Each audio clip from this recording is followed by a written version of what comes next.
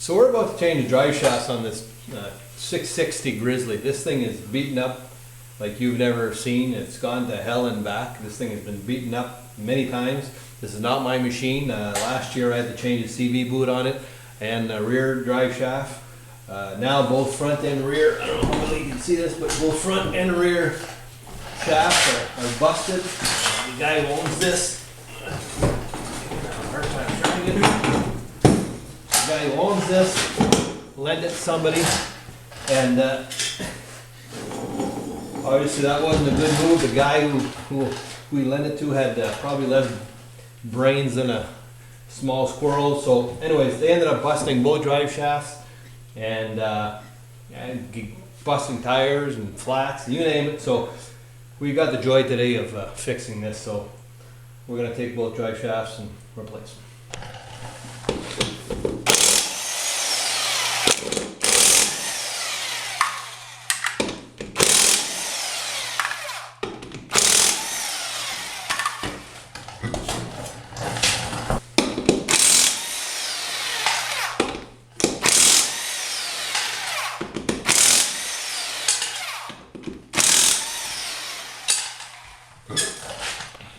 So taking the wheels off was obviously the easiest part of the job. So if you can't get this far, then you probably shouldn't be handling this or tackling this job yourself. But that was a joke. But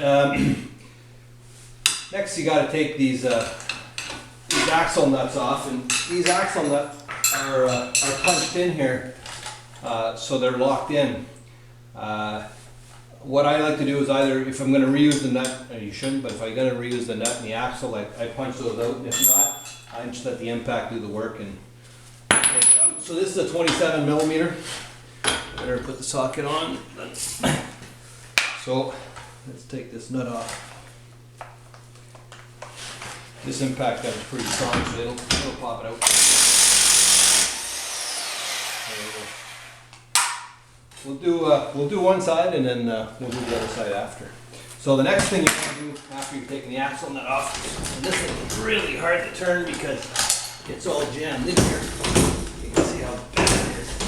Anyways, whatever you do, don't lend it to people with low IQ because they'll ruin your four-wheeler. The next thing you want to do is pop the lower ball joint out. So let me, actually in this case, yeah, probably the lower ball joint is probably going to be the easiest one to pull out.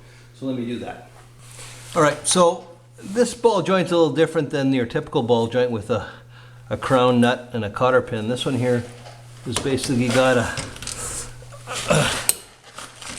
a binding, I guess, shaft. I've never taken one of these things apart, but obviously that's not going to stop me.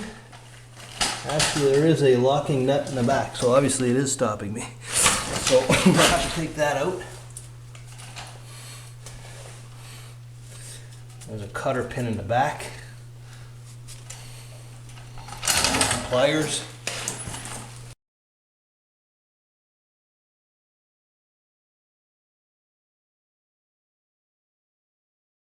Let's grab a punch and punch this in here a bit.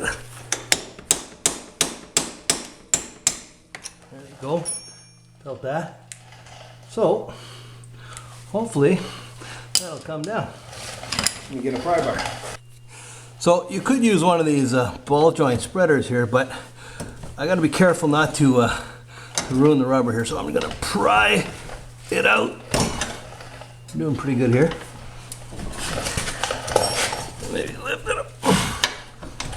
Got pretty well out here, almost out anyways. Bigger one here. Okay, now it's pretty well at the end here of the stroke. Pull the shock off now.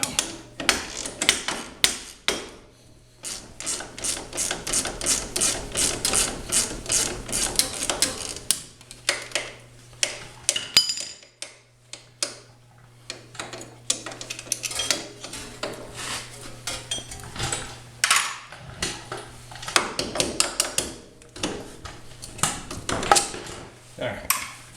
That's going to help bring this whole unit up and get me to pull the shaft out that much easier. All right, so Now that we have the drive shaft out of the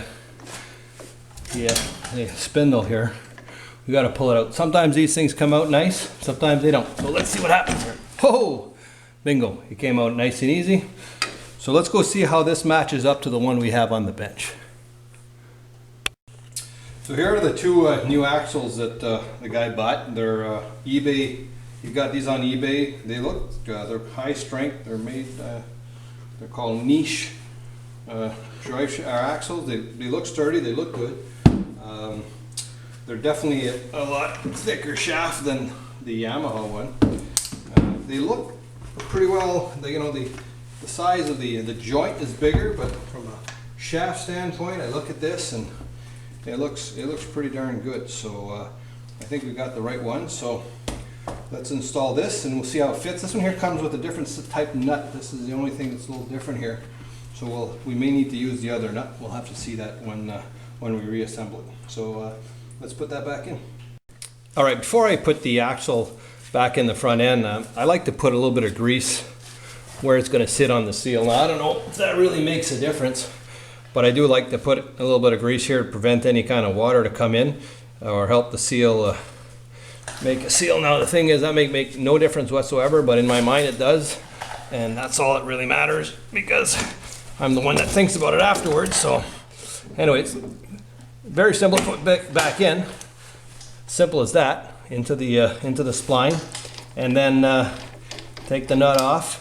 Do the same thing. This is going to sit on the bearings, the front wheel bearings, and some of these shafts have an O-ring. I didn't see one here, so check yours. Maybe there's an O-ring here that came off the old one. I checked inside, there wasn't one.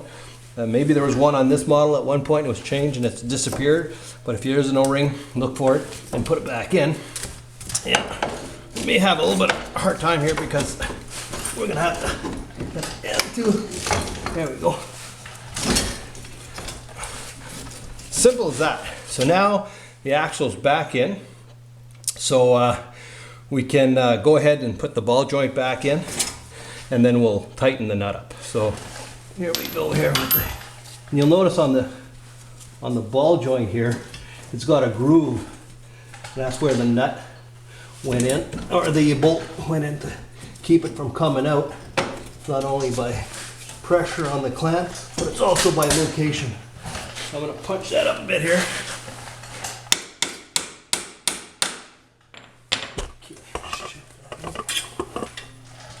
That looks good. Let's see if the bolt fits in now.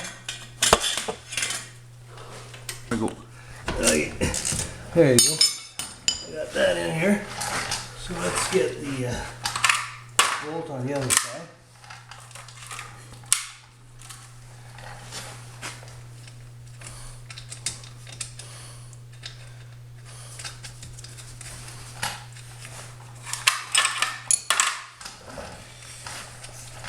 Okay.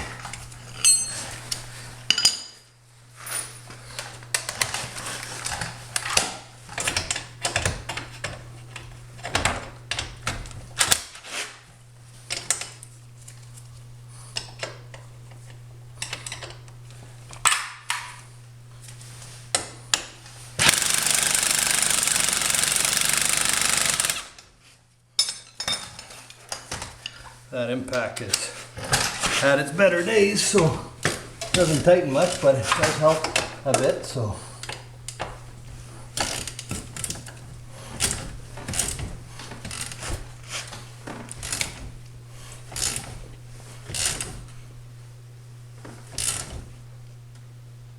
get it right there, and then we'll put a cotter pin on the other side here, just for safety there. So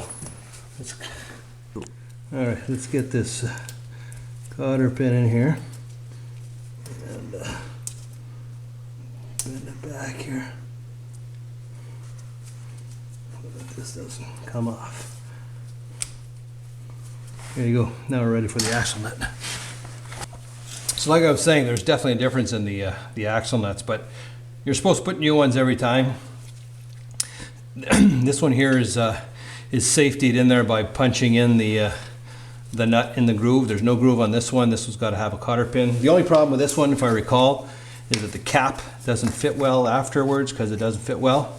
So we may have to jimmy this in here a bit after, but if you look at the rest of the condition of this thing, it really doesn't make a difference. As long as the wheels can turn, he'll be very happy. So the new lug nut is a 30 millimeter. You're supposed to torque this down at 190 pounds. I'm gonna torque this down my way.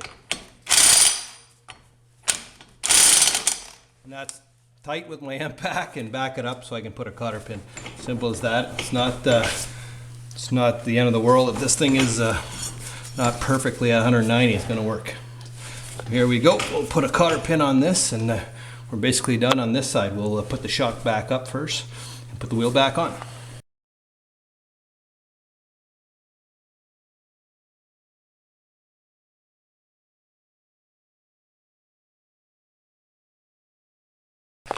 So here's what I was telling you about. The cap doesn't quite fit in now because of the bigger nut. So what we'll do here is kind of force it in there, and we'll hope that it goes in deep enough. Not when we torque the wheel down, that'll get it in there. That is the problem with the bigger lug nut.